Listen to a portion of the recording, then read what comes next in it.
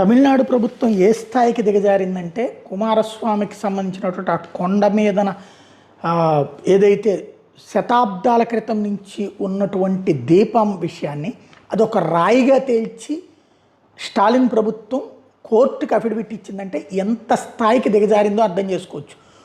అంటే భారతదేశంలో హిందువుల పరిస్థితికి సజీవ సాక్ష్యం ఇది. మన చరిత్ర పుస్తకాలు మార్చడమే కాదు, చట్టాలు లేకపోతే ప్రభుత్వ చరిత్రని భౌగోళిక స్వరూపాన్ని కూడా మార్చేస్తారన్నమాట. ఇప్పుడు లేటెస్ట్గా ఏదైతే తిరుప్పరకుండ్రం పర్వతం మీద ఉన్నది దీపస్తంభం కాదట, అది సర్వే రాయి మాత్రమే అంట. తమిళనాడు ప్రభుత్వం మద్రాసు హైకోర్టు మధురై బెంచ్కి ఇచ్చినటువంటి నివేదిక ఇది.